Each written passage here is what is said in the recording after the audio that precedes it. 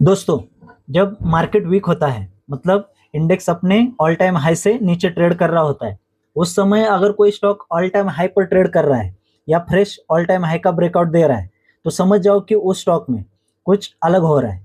क्योंकि मार्केट की कमजोरी के बीच स्ट्रेंथ दिखाना कोई नॉर्मल बात नहीं होती। और ऐसे स्टॉक्स को हम इग्नोर बिल्कुल नहीं करेंगे। हम कम से कम उनकी स्टडी तो जरूर करेंगे, क्योंकि एक सिंपल ट्रूथ है, मल्टीबैगर स्टॉक वही बनता है जो बार बार ऑल टाइम हाई का ब्रेकआउट करता रहता है, बार बार ऑल टाइम हाई बनाता रहता है। सोचिए, अगर कोई स्टॉक नए ऑल टाइम हाई नहीं बना रहा है तो वो लॉन्ग टर्म में मल्टीबैगर कैसे बनेगा। इसलिए हमें स्टॉक्स उन स्टॉक्स पर फोकस करना है जो फ्रेश ऑल टाइम हाई पर ट्रेड कर रहे हैं या ब्रेकआउट का स्ट्रक्चर दिखा रहे हैं। लेकिन ध्यान रखो दोस्तों, हर ऑल टाइम हाई बनाने वाला स्टॉक मल्टीबैगर बिल्कुल नहीं होता है। इसलिए हम सिर्फ प्राइस नहीं देखेंगे, हम चार्ट पैटर्न देखेंगे, बिजनेस देखेंगे, टेक्निकल और वैल्यूएशन सब स्टडी करेंगे। और एक इंपॉर्टेंट बात, जो सेक्टर फ्यूचर ओरिएंटेड होते हैं, मार्केट उन्हें हमेशा प्रीमियम वैल्यूएशन दे देता है, मतलब हाई पीई दे देता है। जैसे एआई हो गया, क्लाउड हो गया, डाटा सेंटर हो गया, सेमीकंडक्टर हो गया, मार्केट हमेशा फ्यूचर ग्रोथ को पहले प्राइस इन कर देता है। आज हम एक ऐसे स्टॉक को स्टडी करेंगे, लेकिन सबसे पहले एक डिस्क्लेमर देना चाहता हूँ, ये कोई बाय सेल रिकमेंडेशन नहीं है, ये सिर्फ एजुकेशन पर्पस के लिए है। तो वीडियो को एंड तक देखना, क्योंकि एंड में आपको मैं वैल्यूएशन की एक ऐसी ट्रिक बताऊंगा, उससे आपको वैल्यूएशन का पता चल जाएगा कि हाई ग्रोथ वाले स्टॉक में, हाई पी वाले स्टॉक में कैसे ट्रेड करते हैं। तो सबसे पहले चलते हैं हमें चार्ट पर, क्योंकि चार्ट पैटर्न कभी झूठ नहीं बोलता है। अब यहाँ सबसे इंपॉर्टेंट ऑब्जर्वेशन ये है कि जब मार्केट वीक था तब सारे स्टॉक करेक्शन में थे। उस टाइम ये स्टॉक रिलेटिवली स्ट्रेंथ दिखा रहा था, मतलब मार्केट डाउन एनवायरनमेंट में ये स्टॉक वीक नहीं था। और सबसे सबसे पहले अटेंशन इस चीज पे खींचता है ये कि मल्टीबैगर स्टॉक हमेशा नए ऑल टाइम हाई बनाता रहता है, क्योंकि जो स्टॉक लगातार ऑल टाइम हाई बनाएगा वही उसमें कुछ तो डिमांड लगातार बनी रहेगी, इंस्टीट्यूशनल इन्वेस्टर इसमें इंटरेस्ट लेते रहेंगे और फ्यूचर ग्रोथ की एक्सेप्टेशन हो सकती है। ये स्ट्रॉन्ग सेक्टर थीम हो सकती है। अब मैं आपको अपना सिस्टम दिखाता हूँ, जहां इस जोन के आसपास पहले ब्रेकआउट हुआ था। यहाँ देखिए, यहाँ ब्रेकआउट हुआ था, उसके बाद सिग्नल मिला। उस टाइम स्टॉक कंसोलिडेशन में था, ऑल टाइम हाई का ब्रेकआउट किया किया था, बाद में बेस बना और बेस के बाद अब ये ऑल टाइम हाई का ब्रेकआउट किया है, फिर से मोमेंटम आ चुका है, मतलब ट्रेंड कंफर्मेशन हो चुका है। अब इसका मतलब ये नहीं है कि स्टॉक हमेशा ऊपर जाएगा।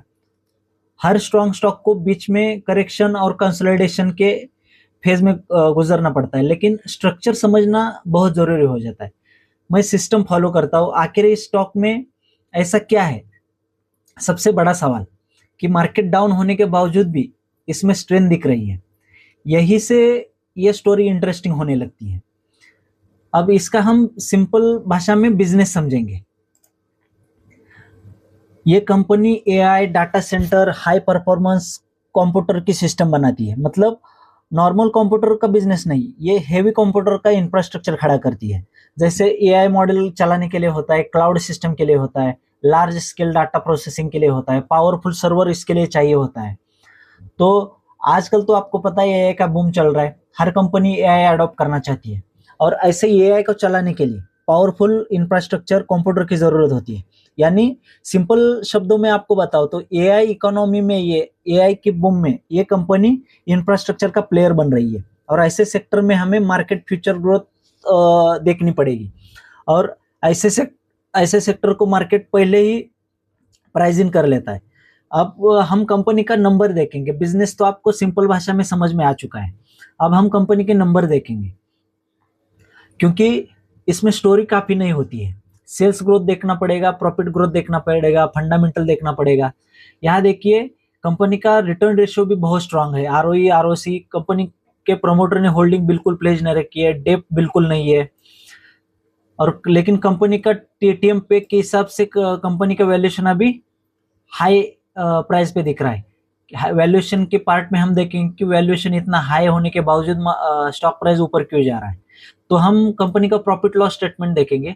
तो दोस्तों कंपनी का प्रॉफिट लगातार बढ़ रहा है, मतलब सेल्स लगातार बढ़ रहा है, प्रॉफिट में भी कंसिस्टेंट ग्रोथ दिखाई दे रही है।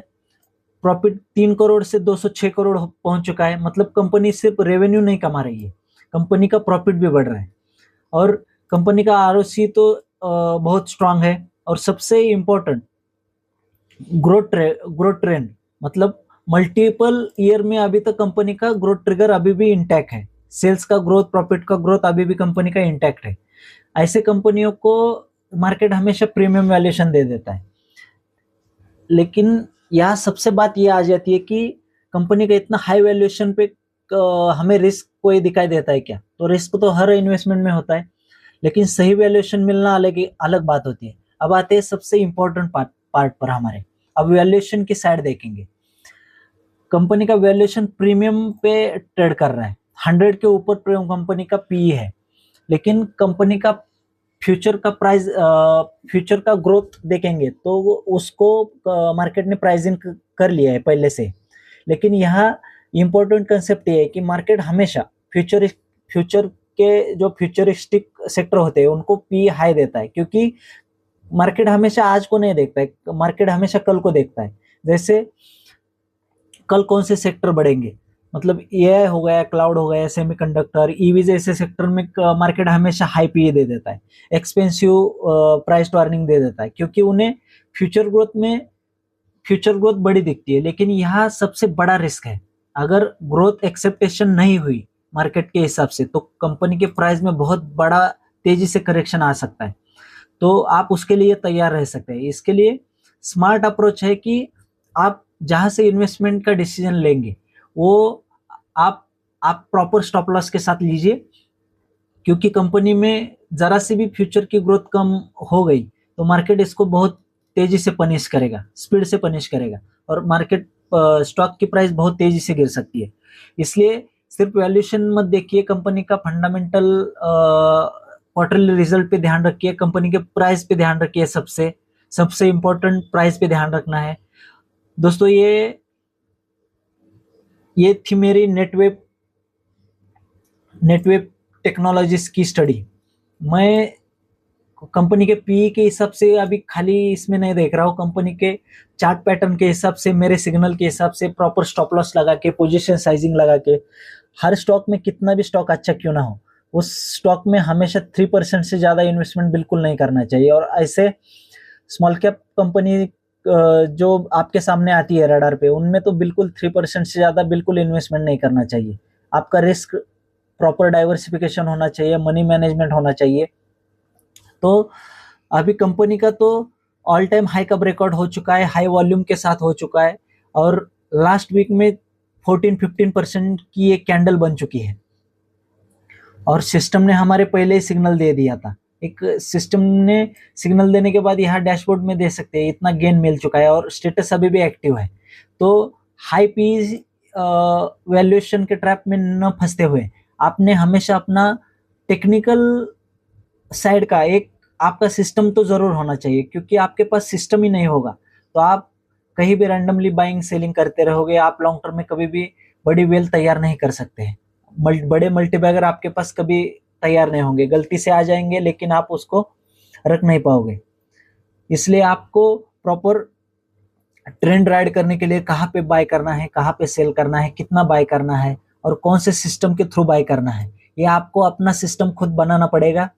अगर कोई आपका सवाल होगा, कोई क्वेश्चंस होंगे तो कमेंट बॉक्स में जरूर पूछिए, मैं उसका जवाब जरूर दूंगा।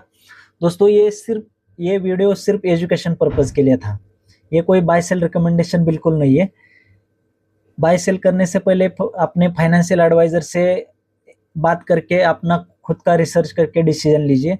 दोस्तों मिलते हैं नेक्स्ट वीडियो में, ऐसे मल्टीबैगर इन्वेस्टिंग के जो रडार पे स्टॉक रहेंगे उनकी स्टडी करेंगे। तब तक टेक केयर, बाय बाय।